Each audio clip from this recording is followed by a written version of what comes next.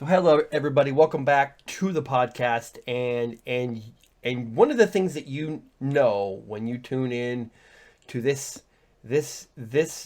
channel is that I talk with as many different people as I can, and I also try to meet them in real life. And this is, I can say that this man right here is one of the people that really tuned me into gaming. When I went to Evo 2017, I had met this gentleman right here, and I said, "Who do I talk to? What do I look for?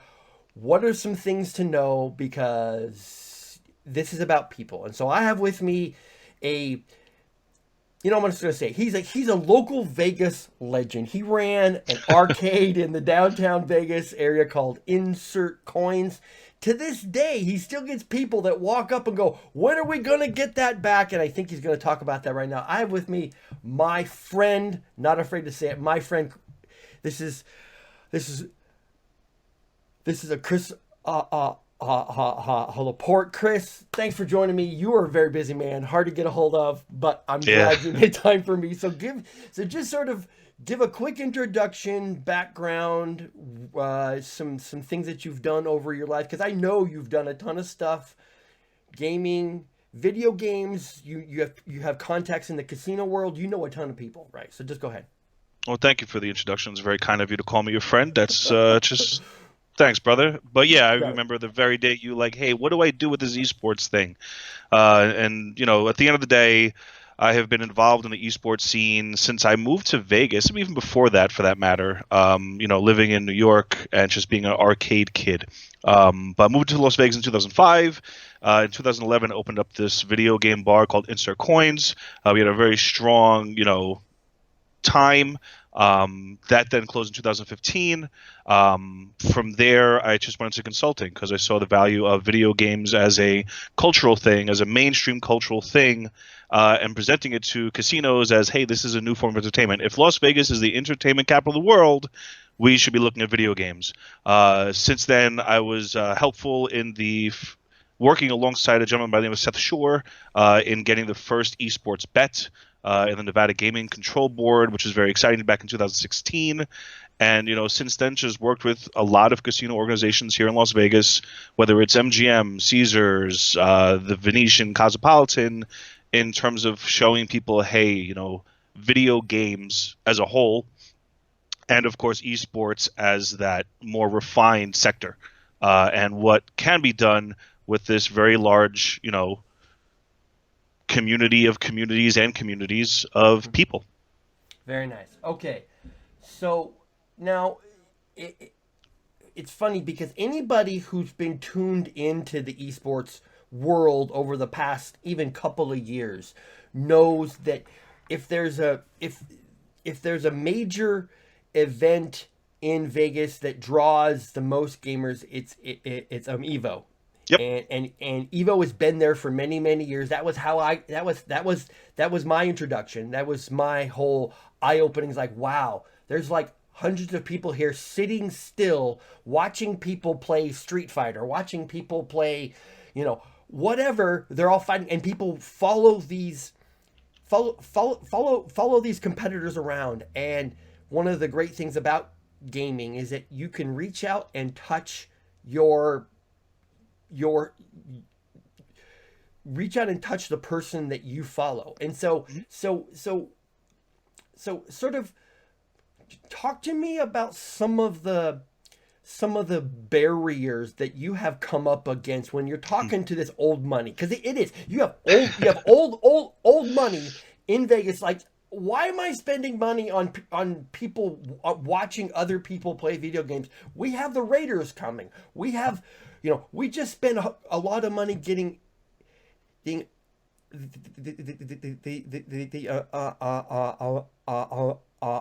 NHL in here. What? Why am I spending? Why do you want me to do this?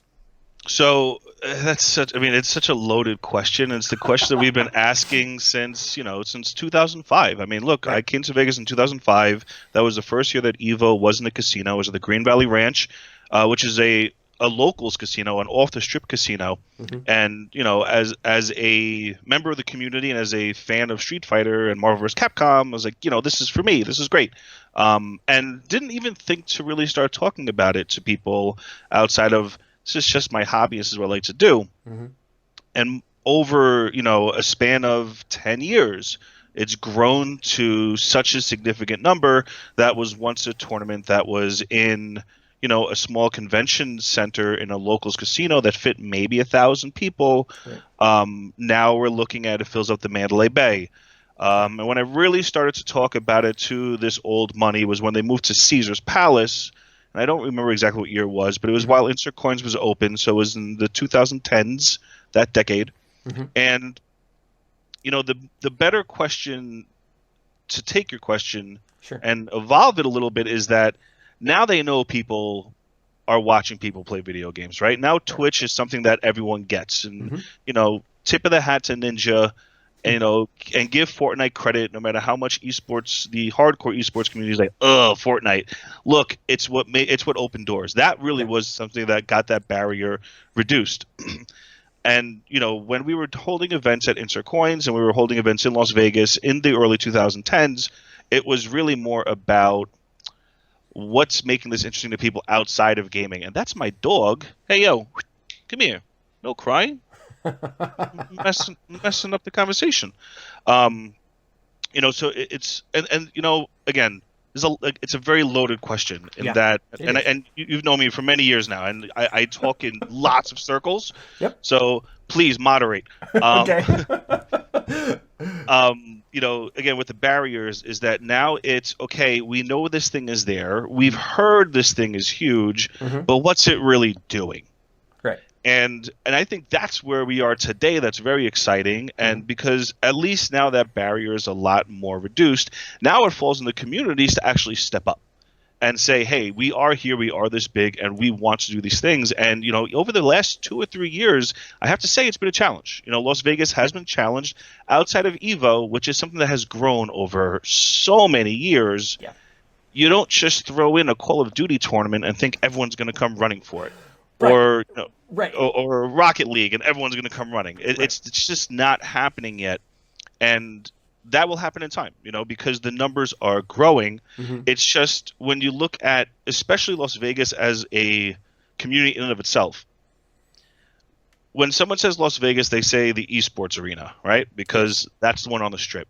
Right. But in Las Vegas, we have Press Start Gaming, Wolf and Lamb, Hmm. Game Nest, PvP Zone, GameWorks, Play One Arcade Bar. I mean, there's all these gamer things. And so what that shows me is that that barrier is becoming easier to overcome because it's just more people doing this. And the challenge in Vegas is you better be over 21. So that's a real barrier. It is, and the fact that you also have the growth in collegiate esports is Sure. is helping that too. I know that the University of Nevada, Las Vegas has a couple of teams. They are growing, and they are really getting into the school levels of showing how gaming, it's not just about sitting in front of a screen and seeing how fast you can do something, or how it's not about playing Call of Duty and shooting people, or playing Rocket League and driving around and scoring goals. It's actually about teaching fundamental core concepts of learning, of business, of just overall management with the current tools available. Right. And I've Right. I've I've talked to teachers in local schools, and they're like, "Yeah, we're not teaching anything new. We're just changing how we teach it." And I think that's one of the things I really tried to impress upon people who see this massive popularity, but they're like, but I don't even know what's going on. I'm like, it doesn't matter what's going on. Use Because it. Go ahead. Go ahead. no, because it doesn't matter, And again, you just did what I do and what all of us do in our bubble. It's massive. Esports is huge, Right. but and look, man, shout out to Milo at 8-Bit Esports, that's our UNLV Hmm. collegiate esports team. Right. I think his squad's like 20 people. Yeah. Okay. The college has how many tens of thousands of people? Right. Is it that big? I Well, think the basketball might be a little bigger. I think our slightly, just slightly. that's a slight on the running Rebels. Right. But my point is, you know, it's a timing thing because I Yeah. look at someone like Ralph Krause who is doing high school level esports Mm-hmm. with Pinecrest Academy here in Las Vegas, and I know in other states as well. And I've said this a million times as a businessman. I look at my 9-year-old son and say, "All right, kid, what are the kids talking about today?" And, there's Yep. a whole lot more 10 to 20-year-olds, well, let's say 10 to 15, who are way more into esports and video games with a real understanding of them both Mm-hmm. and without the need to come out of the closet per se. Okay. So that's where I really think this is what we're all working towards, right? Okay. It's a generational thing at this point. Yeah. I'm a fighting game guy, right? Has fighting games grown as much as other esports? It hasn't. Why? No. Because the popularity isn't necessarily there for younger generations because they're playing other things. So, esports is this constantly evolving thing. And while everyone seems to try to say this is how to capture it and this is how to do it, outside of League of Legends, Dota, and Counter Strike, I challenge anyone to really do that. Yes. Thank you for making that segue for me because that is also another conversation that I have with people. Is they're like, yes, we say esports is massive, but we're talking about this ball that's it, that in reality it's an amalgamation of every game out there. And Right. then we have to explain to people, but you can't talk to people that play Street Fighter the same way that you talk to people that play Call of Duty. You Right. can't talk to people that play Halo the same way that to talk to people that play StarCraft. They're completely different games. Just like Right. football is different than baseball. They're Right. different games. Yep. So you don't market the same way. But that then brings in the core problem of, because everything's fragmented, how do you capture enough to make it worth your while? And I see the look on your face, so go ahead. So this is me talking in circles again, and I kind of Yep. hinted on it in the past 10 minutes. It's, Right. outside of our world and our community are lots of communities, and outside of the community is just the real world. Mm-hmm. There's just an entire audience of Americans, especially North Americans, who still just don't get it. So it's going to take time, and that's, I've been preaching patience for so long, Mm-hmm. and I'm seen as the naysayer, and I'm just like, no, no, no. I promise you, I'm being pragmatic here. Right. But at the end of the day, we understand this, but there's not an audience that's ready yet to even listen Right. to what it is that we know. It's just, oh, I heard this thing makes a lot of money. Show me how it makes a lot of money. Instead of, all right, well, show me how this came together. Show me who these people are. Tell me why we need a Monte Cristo at Owl or all these other people who just left. Now, this is an organization that's going to find out you don't get rid of the best talents. You don't get rid of these historically recognized and community supported esports veterans. Now, what are they going to do? I don't know. I can't. Well, I know some things, but I can't say. But my point being is, they're gonna learn a pretty invaluable lesson here, and that again, there has to be a better. Just respect the old guys. They've been doing this for so long. They understand this market. They understand how to craft the story. And we need a lot more time for more people to be willing to listen to what this thing really is. And I'll tell you, I just met with the Las Vegas Review-Journal, our local newspaper here. Mm-hmm. Young man, I sat down with him. I can't not say his name. Lucas Eggins. Okay. He is a local writer here. And he has been tasked by his newspaper, hey, let's start telling a story. And so we're sitting down and we're talking about let's create the narrative to make esports something a little more just easier to digest. Sure. Versus the League of Legends guys are this, the Dota is this, and all these people and all these very strong personalities, which I have all the utmost respect for. We got to learn to talk not just to each other or at each other, but learn how to make other people outside of our world just listen. And then once again, to your original question, that that barrier to entry will continue to dissipate. Okay, so getting people to talk with each other means getting them in the same space. Now, I've heard I've heard you say it. I've heard some other people that love you say this. So I've heard that you're going to you're going to bring a brand new version of insert coins back. So it's always been part of the plan, if and to those of you who are watching who have been since coins, thank you very much. To those who wondered why it went away, it just did. Hell of a learning experience, but the resurgence of insert coins would have been sooner.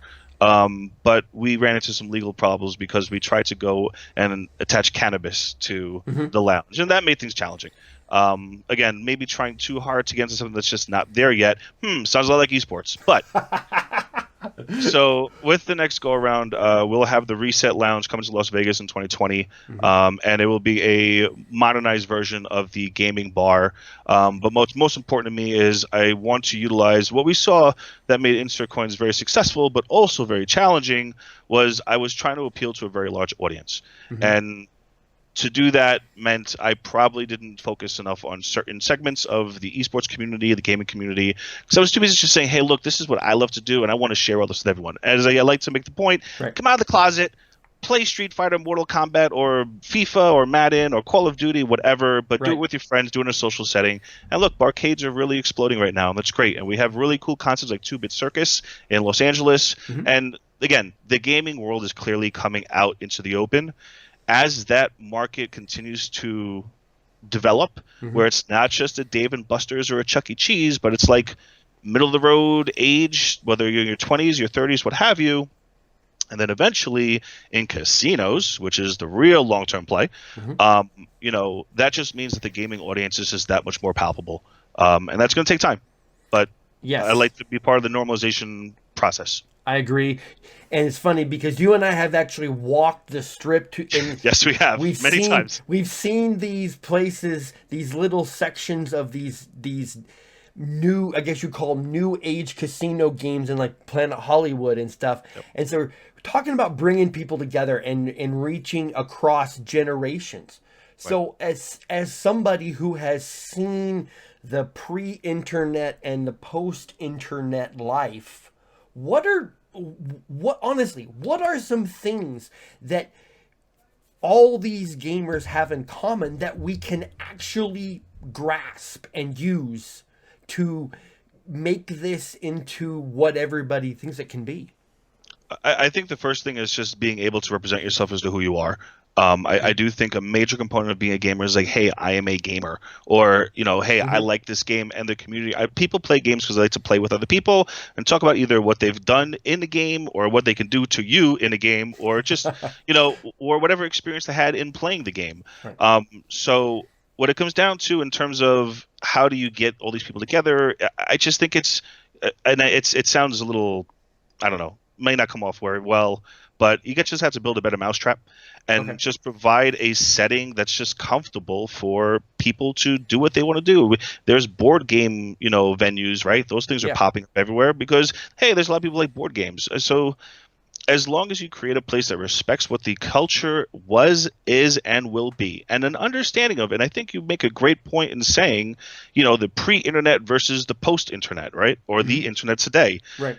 I got learning how to play video games through, FAQs Mm-hmm. or, and that was still internet. Before that, it was randomly figuring out how do I make a move happen and rumors flying around in schools, Right. right? So there's just now that there's so much communication, I do think that the way to bring these people together again is having video games just out in the open and not just cheeseball it up where it's a giant, Pac-Man or just some Right. kind of video game character and say, this is a gamer place. Just make it a fun, technologically solid and savvy spot. Now, to kind of walk in a circle again, though, we did see the Super Mario World is going to be opening up, the Universal Studios in Japan. Mm-hmm. That's going to be a big deal. Yeah. I agree. I agree. I also think, and your thoughts on this are also welcome. I think that gaming as a standalone activity, is it, it's it isn't consistent enough alone draw people in, because it's still seen by the majority of people as something you do to relax, something you do to hang out. They're not, people don't necessarily see it as work. And so I've walked through casinos, and I know that in the, I believe in the link on the strip, they have a section near some craps tables, near some blackjack tables, where they have Madden going on. They have several TVs lined up. You can play Madden, you can play FIFA, you can Yep. there's It's options the to, book. right. Yep. There's options to play other games. Not only that, you have a bar, you have a restaurant close by. And you have music in the background. I think that really captures what Twitch is about. Twitch is about gaming, but it's more about hanging out with people you like to hang out with. And maybe if we have some spare time, we'll play some Call of Duty together. You know what I mean? You know, we started in the arcades, right? You know, Right. the arcade cabinets was where we hung out, and now that there's a PlayStation or a Nintendo Switch or an Xbox in pretty much every household, that's why you saw at the link you're referring to the book, Mhm. where they took a sports book and said, "Hey, while you're sitting on this couch, play video games," and it was very well received. But Yeah. I will challenge you though. So they Okay. also had an esports section, and they shut that down already. Okay. And it just was because the numbers weren't there. Right. And then even certain skill-based games, which is what we're also talking about with, this future of gaming, they pulled a lot of those out too because they just weren't performing. So there's a lot of education that still has to happen here. And once it's just, again, and I'm not saying that, thank you Ninja and Drake for all you've done, but I refer to it because it does make sense to people outside of our audience. No, so my thing is, when I talk about amazing moments in video games that I lived through, it Mhm. was Evo number 37, right? But Right. people outside of fighting games don't understand what that is. But when you say Drake and Ninja, oh yeah, that time that kid did blah blah blah blah blah. Right. We need more of those moments to happen, so that it's just a much easier understand that this is okay. And again, in terms of how much time this is going to take, I'm excited that a lot of us, people our age and people in their 30s and their 20s and whatever age you are, to continue Right. to push this fight.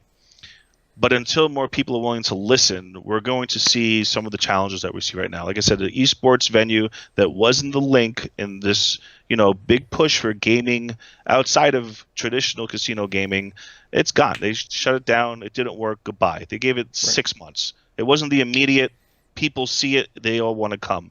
So we just have to continue to build this community, and just, I'm going to keep recapping on the building understanding of what this is. Right. And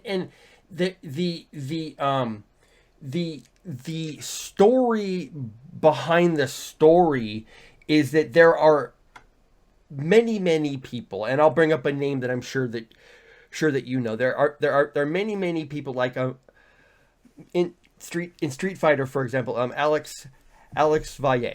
Yeah, sure. The man is a freaking legend. He was Jay Wong before there was Jay Wong, and then you had Jay Wong, who is freaking amazing still, and he's an awesome story. And it's people like that who who who don't always compete on a regular basis. They still enjoy gaming, and they can speak across the generations. They can speak to people like you and me who are like, I remember watching Jay Wong when he was at his second Evo. He's won 9 titles and this. I remember watching him Alex Valle, in Street Fighter 2 Turbo, Right, like eons right. ago. And so Yep. that's where I really think that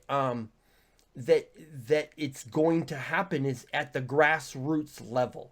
Always. And, it's great that you brought that up, because I'll speak a lot about the fighting games because that's what I'm most comfortable speaking of, because Right. that's what I started with, have the most time in it.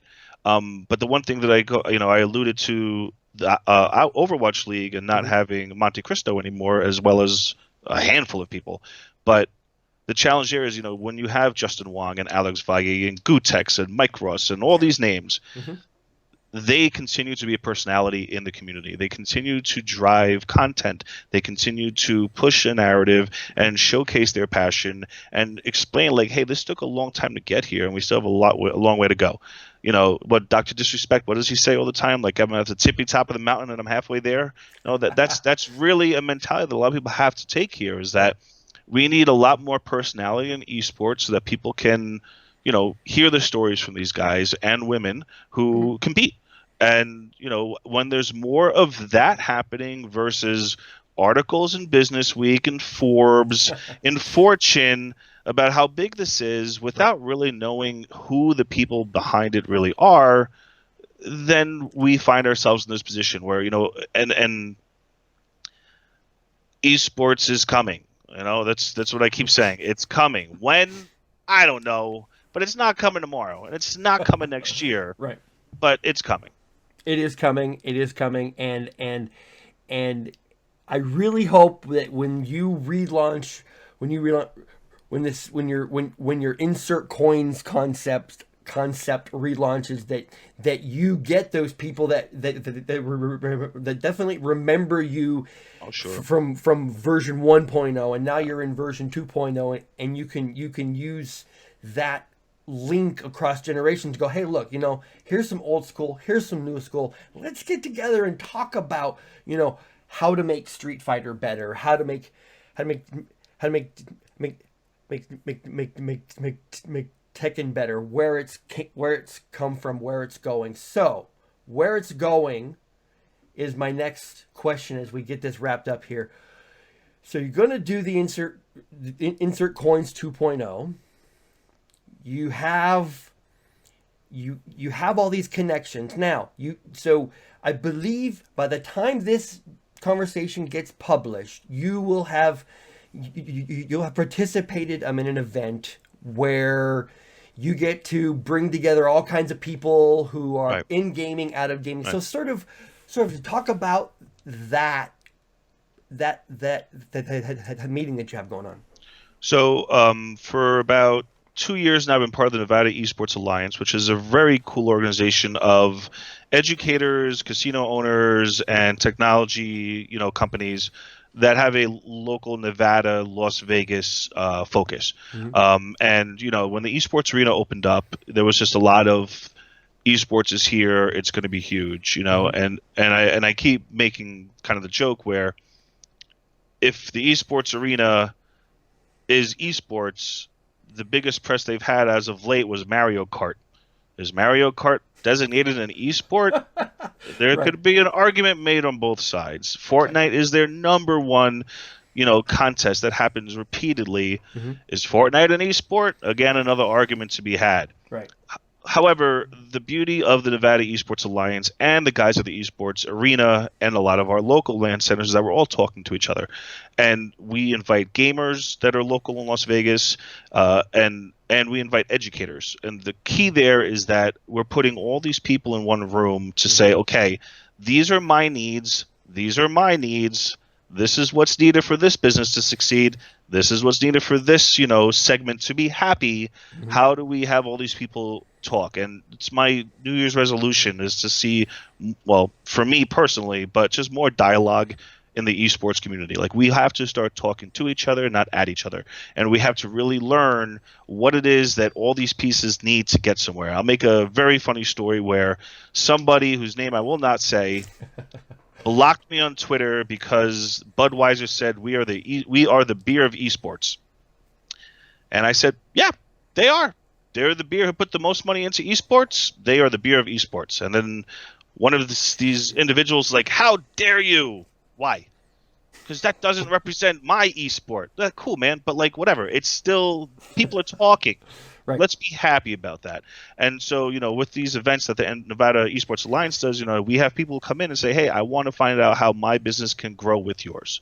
And, whether it's a college, a high school, a slot machine company, a casino operator, a restaurant owner who's like, how can I make this work? If Mm-hmm. we could talk with them, understand what they want, make sure it's not just about money, because if it's just about money, honestly, I don't want to work with you because that's not enough for right now. When we're Right. huge and we are, the NBA or the Mm-hmm. NFL, where we say you have to pay me this much to get my attention, great. We're not there yet. We need help on both sides, and that's what the Nevada Esports Alliance does, and I'm very proud to be a part of that team. Very nice. It sounds like to me that you're doing all of the groundwork and putting Right. you're putting in the steps that are very necessary to make esports work. And I mean, we can have the conversation at a later time because I definitely want to have you back. We can have the conversation of Los Angeles versus Las Vegas as an esports, as the esports hub. I still maintain Vegas is positioned way better to be a better long-term solution, but that's probably a different conversation for a I'll different. say it real quick. Okay. In the future, you're absolutely right. Right now, absolutely not. And the only reason why, it's just population numbers. Yeah. I mean, look, I believe the esports arena is looking to open up a new arena in Atlanta. Yes. How many times have we been hearing about Georgia in the past year? Why is that? There's a very large established community there. There's ties to lots of areas of a lot of people who play games. Cool, that makes all the sense in the world. Las Vegas is through 2.5 million people. That's not a lot of people. No. So, it's everything will come in time. Yes, LA and California. I mean, the SoCal region. Yeah, we could talk about this for a long time. We could go on for days. But at the end of the day, look, everyone's doing their part. As long as everyone's doing their part, everyone respects what everyone's trying to do, everyone understands where they're coming from and why they want to do it, Right. we can make this happen. It's just you got to understand where everyone's coming from, and that's the really hard part to do it. I agree, sir. I'm glad that we finally got to have this conversation No, because it's been overdue. I've been dying to just kind of get into these deeper thoughts with you. Thank you very much No for making time for me. As we shut this down, anything else you want to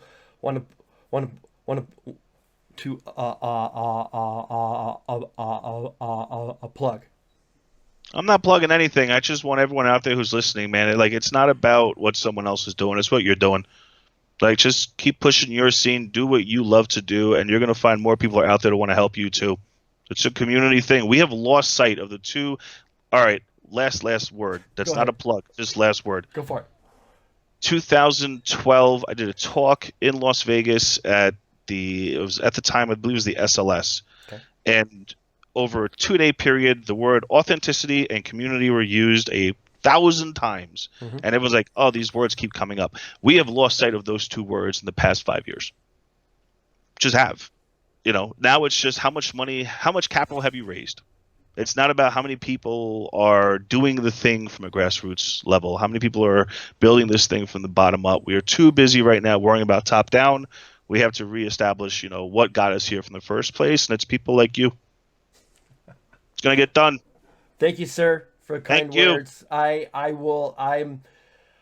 I'm fortunate to have you in my network. I'm fortunate that you make the time for me. Thanks everybody for stopping by today. As I relaunch this content on my YouTube channel. Doing it, man.